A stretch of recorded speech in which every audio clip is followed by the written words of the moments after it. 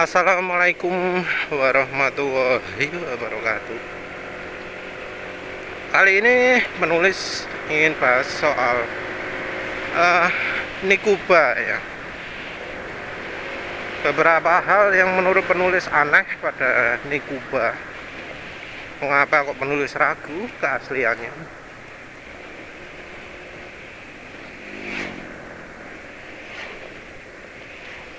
Beberapa sudah penulis bahas di video sebelumnya soal Nikuba.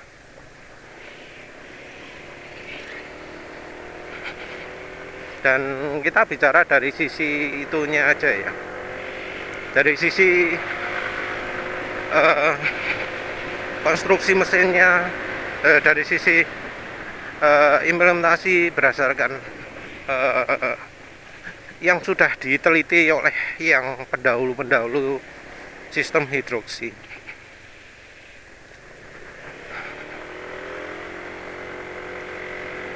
Bukan berarti penulis ngomong karena skeptis bisa 100% pakai air.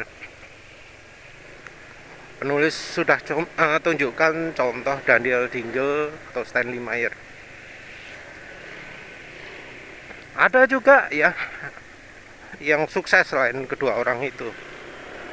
Yang nggak penulis sebut ya Bob Boyce juga, sama SW 599 atau apalah jenengi roto aneh.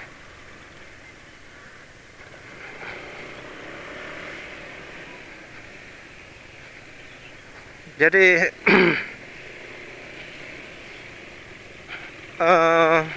di dunia free energy itu banyak informasi seperti itu.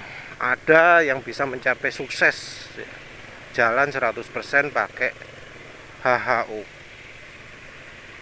Tapi nggak ada yang ngaku-ngaku bahwa itu penelitiannya dia. Nggak ada yang semudah itu ya, semudah beli sel dari yang sudah buat, terus dialirkan lewat selang, debitnya tetap, tapi pasokan gas bisa berubah-ubah.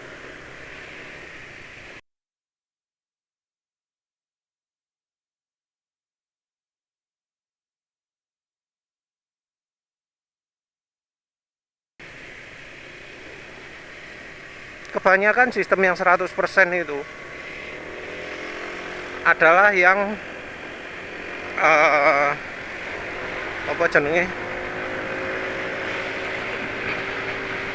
genset gitu, yang RPM-nya tetap. Tapi ini aneh, kita lihatnya di motor dan masih bisa dipakai normal kayaknya. Top speed kayaknya normal, performa normal, tenaga normal.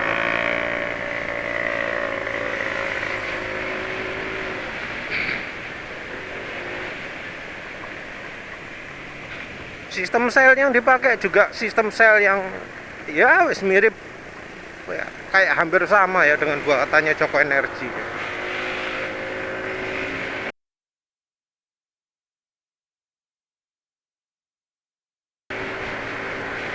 Katanya kuncinya adalah katalis. Masalahnya katalis itu kalau di HHO ya, katalis apapun itu sifatnya konsumtif. Kalau selain KOH dan NaOH, ada loh ya penelitian di di semacam research gate atau apa gitu ya, yang menggunakan lain-lain, tapi sifatnya konsumtif. Konsumtif artinya butuh ada sesuatu yang dikorbankan. Contohnya adalah alkohol. Alkohol itu katalis juga di elektrolisis. Dia bisa membuat selnya itu bekerja seakan-akan sorry, hambatan airnya seakan-akan kecil. Kalau hambatan air kecil, maka listrik lebih mudah mengalir.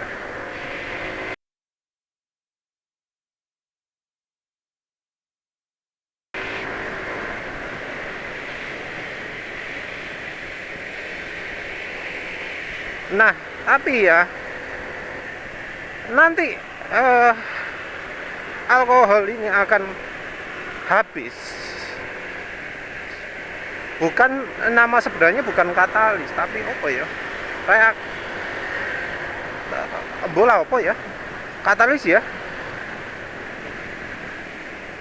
Bola sesuatu yang bisa mempercepat reaksi, tapi habis itu apa namanya? Tapi nggak ikut dalam apa hasil akhir. Lupa nulis namanya.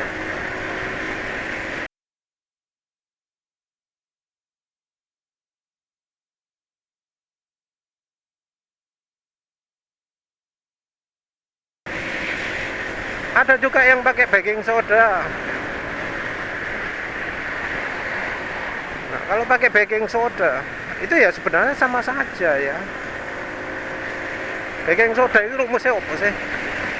Ono COOH nih kalau nggak salah. Nah itu baking soda ini akan terurai, yang bagian ada karbonnya itu akan bereaksi ya, hilang terus. Akhirnya yang tersisa di dalam larutan airnya itu ya NaOH atau KOH tergantung rumusnya.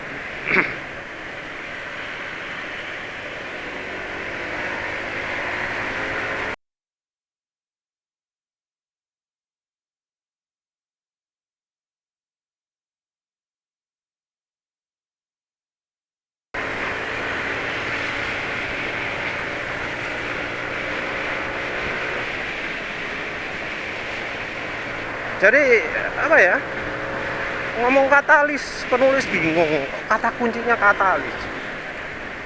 Karena apa? Kalau sampai level expertnya di HHO itu sudah nggak butuh namanya katalis. Sistemnya Bob Boyce, Stanley Meyer, apa mana, Andrea Puharich, yang macam-macam lah ya. SWR 9 apa itu jenenge. Semuanya pakai tanpa katalis. Airnya juga requirementnya tinggi. No TDS, tanpa kotoran. Kemurnian nggak boleh sama sekali ada partikel di air. Justru seperti itu yang level advance-nya HHO ya. Airnya justru air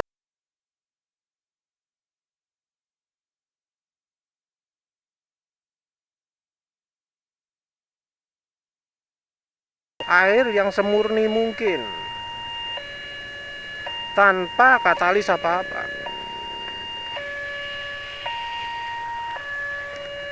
Jadi nggak ada mainan katalis di situ. Nah kalau diomongkan katalis itu sebagai penentu, ya penulis curiga ini bukan bukan elektrolisis ya. Penulis curiga misalnya ya, apa jenenge, sistem kayak motor tenaga karbit yang ada di India ya. Jadi di India itu ada motor-motor karbit. Penulis tahu motor karbit ini dari postingan di Free Energy Indonesia, grup Free Energy Indonesia.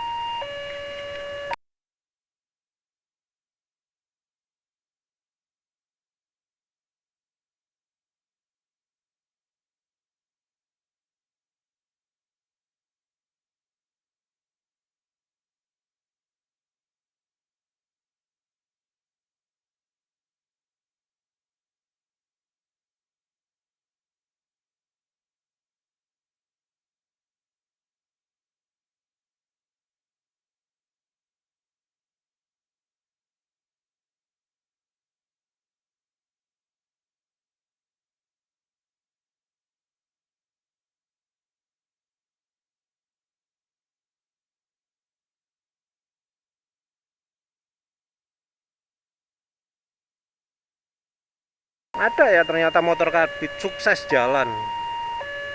Ya walau nggak ditunjukkan ngebut gitu, tapi bisa jalan. Di India itu. Jadi ada karbit, masukkan tangki, wes. Kalau nggak salah pakai itu juga sih, regulator juga. Karena kan udara bertekanan. Nah, ini juga ya bikin keanehan juga. Kalau pakai karbit kan udara bertekanan. Mengapa kok nggak ada regulator? Mengapa kok nggak ada pengatur debitnya di implementasinya Nikuba ini?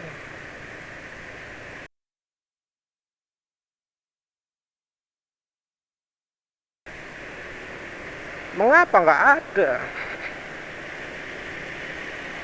Karena kan namanya mesin itu sensitif dengan namanya AFR, air to fuel ratio. Kalau udaranya terlalu banyak, terlalu kering, kebutuhan oktan meningkat. Dan kalau terjadi terlalu kering, kebutuhan oktan meningkat, mesin jadi lebih mudah panas, terjadi knocking. Dan kalau knockingnya sudah parah, gerakan mesin bisa mundur yang menyebabkan rusak mesinnya. Karena pistonnya bolong atau stang pistonnya bengkok atau blok mesinnya pecah. Mengapa tidak ada masalah seperti itu di di Nikuba ini? Padahal dipakai di motor dan motornya gasnya iso spontan rek gitu ya. Yang penulis pernah lihat jalan 100% HHO. Itu juga cuma bisa idling aja, nggak bisa di player. Cuma sanggup untuk idling dan itu pun buatnya wis akeh katanya. Apa niku pakai elektronik khusus? Enggak tuh. Dia cuma pakai pengendali listrik biasa, pakai yang dari solar panel itu.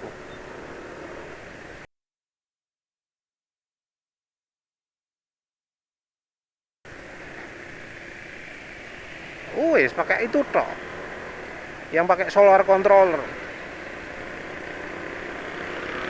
Solar panel controller ya. Wes pakai itu toh. Dia nggak pakai alat custom, nggak buat alat sendiri yang khusus elektroniknya. Enggak. Padahal elektronik itu sebenarnya merupakan bagian bagian penting dari eksperimen HHO. Ada yang mengejar frekuensi, ada yang mengejar lain-lain lah ya. Bahkan yang yang menurut penulis produk komersial paling advance ya, buatannya Eagle Research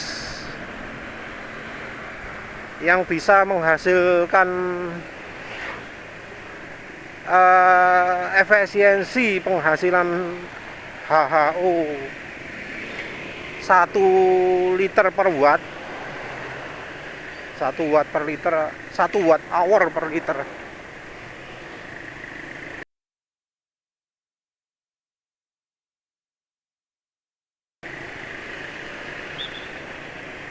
Satu liter itu butuh 1 watt hour. Itu efisiensi sangat tinggi ya. Itu juga nggak dipakai untuk menjalankan motor atau mesin atau apa.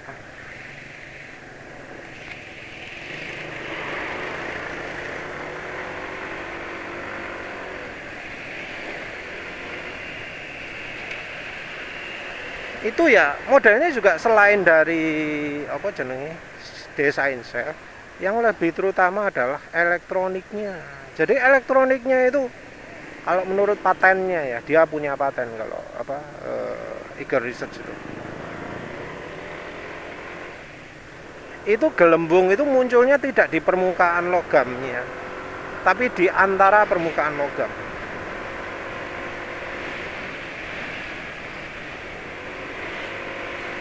Wes itu dia bisa menghasilkan gelembung seperti itu. Kalau penulis sendiri ya pernah eksperimen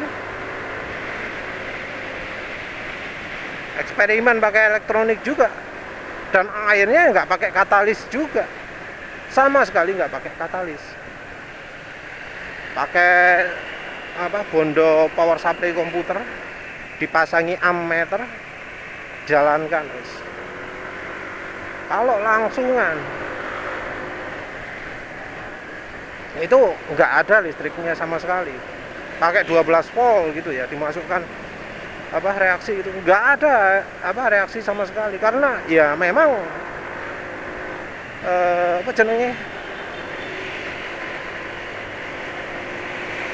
memang nggak ada itunya ya, nggak ada katalisnya ya, hambatannya air besar sekali. Tapi begitu pakai alat gitu ya, ampernya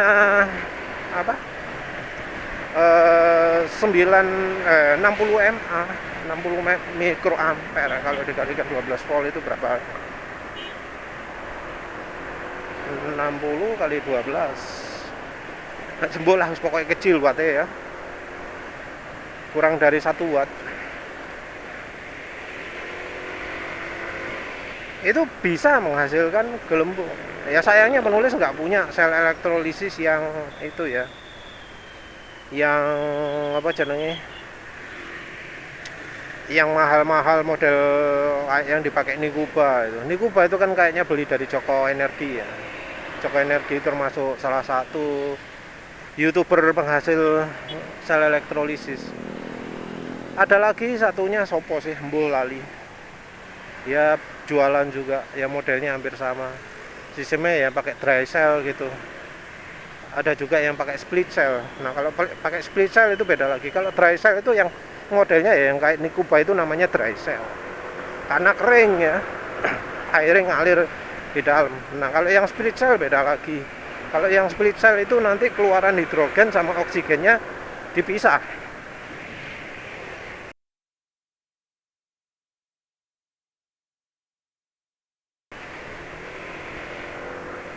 Nah, desain split cell disebut paling canggih ya, tapi juga disebut paling ternyata ribet juga ya. Begitu keluarannya bukan lagi oksigen dan hidrogen, tapi hidrogen tok, malah jadi muncul masalah lagi. Yang masalah pertama udah penulis sebutkan. Yang masalah pertama adalah pengapiannya, timing pengapian. Timing pengapian nggak bisa, nggak bisa pakai yang standarnya mesin bensin, karena daya jalar hidrogennya cepat, sudah penulis jelaskan sebelumnya. Masalah kedua adalah hidrogen itu akan merusak aluminium, terutama aluminium. Kalau besi nggak ada cerita, tapi dari aluminium.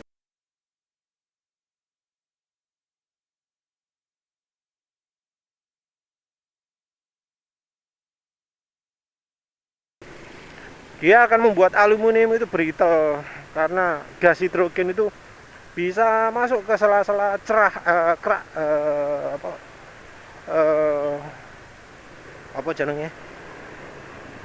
wis celah-celah aluminium lah. Ini akhirnya membuat ya aluminium jadi gampang pecah ya.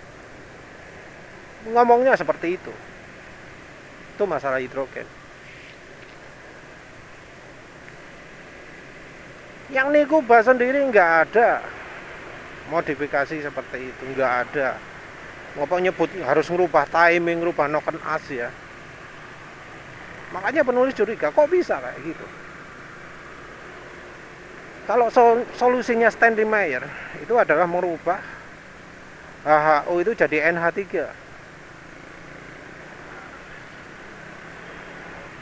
Jadi teknologi ini sudah ada patennya ya, NH3 walau nggak nyebut persis. Tapi di open source sudah dijelaskan jelas ya, ada peneliti namanya Sucahyo di grup Free Energy namanya Energetic Forum. Itu ada perdebatan sengit antara ya sesama yang meneliti patennya Stanley Meyer ya, ada perdebatan sengit, dan Sucahyo ini menemukan bahwa ada yang namanya gas processor, ada yang namanya reacting with non burnable gas atau apalah. Jadi hidrogen dan oksigen ini dilewatkan sesuatu yang tidak bisa terbakar, sebuah gas yang tidak bisa terbakar.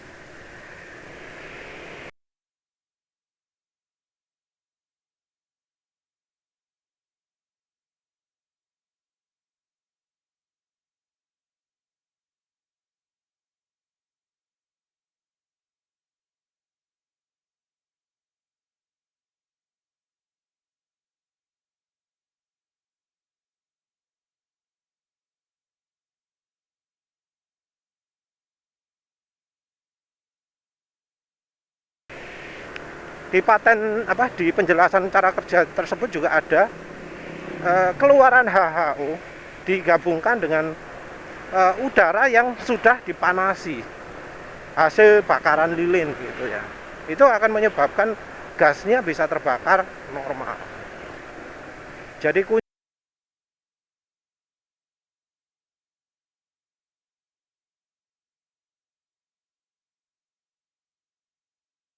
kuncinya adalah mencampurkan udara HHO ini dengan udara ionisasi.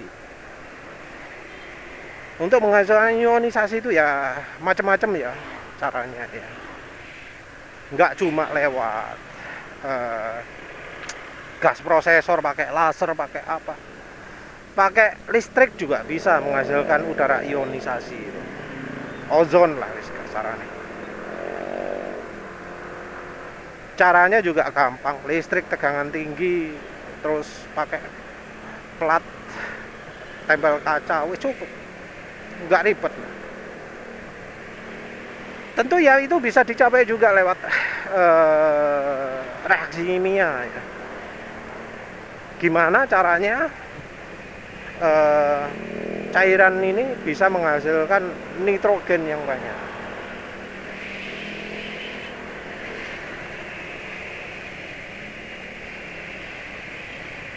Jadi gimana caranya nitrogen itu terlepas? Mungkin ada reaksi lain, tapi ya bisa aja lah seperti itu. Tapi balik lagi, seandainya benar begitu, mengapa kok nggak ada mekanisme pengaturan gas? Mengapa kok nggak disebut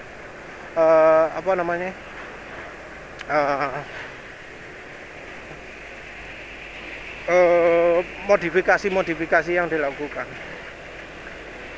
Terus ya yang paling penulis sesalkan itu adalah mengapa tidak mengatributkan ini ke peneliti-peneliti sebelumnya. Karena banyak di dunia ini yang bisa menghasilkan tenaga dari air. Bahkan sejak zamannya sebelum 1900-an sudah ada. Namanya John Worrell Keely ya. Bahkan ya rasanya ya kalau lihat penelitian seperti itu, penulis kok yakin itu zamannya Nabi Sulaiman pun sudah dipakai seperti itu. Mengapa kok penulis nyebut Nabi Sulaiman? Karena ada yang namanya Vimana, Vimana.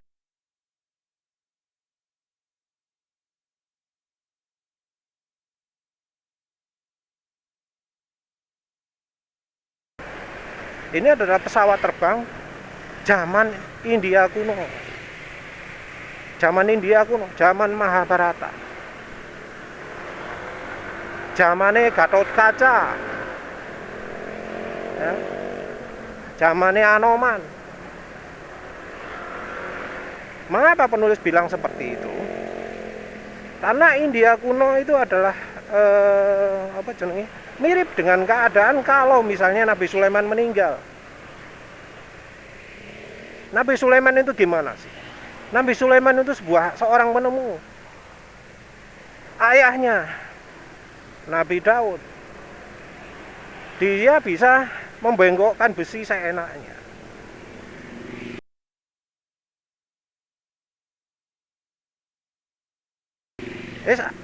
Kalau istilah sekarang itu ahli metalurgi lah, pandai besi yang jago, dibuat macam-macam. Dia bisa menyembuhkan orang pakai suara. Kalau istilah sekarang punya vibratronic healing gitu ya. Mungkin kalau yang tahu David Pond atau Sopo itu menyelidiki John Worrell gini.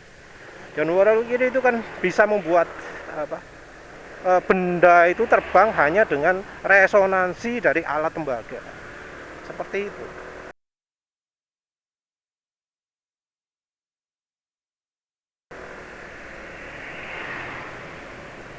John Worrell kiri bisa membuat air meledak hanya dengan resonansi di sebuah tabung kecil dari tembaga.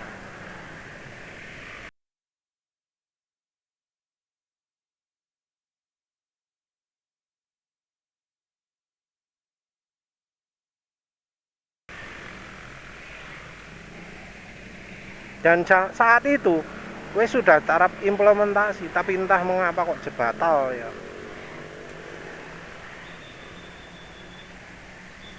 Nah, Nabi Daud ya penulis yakin bisa menemukan itu. Soalnya di Vimana itu disebutkan sumber tenaganya bisa macam-macam.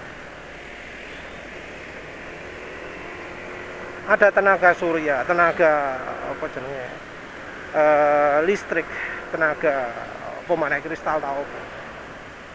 Alat-alat yang di darat pun macam-macam. Ada yang kayak gitu juga, bahkan termasuk tenaga jin ya. Ya itu kayak zaman setelah banyak ilmu-ilmu di zamannya Nabi Sulaiman lepas kontrol.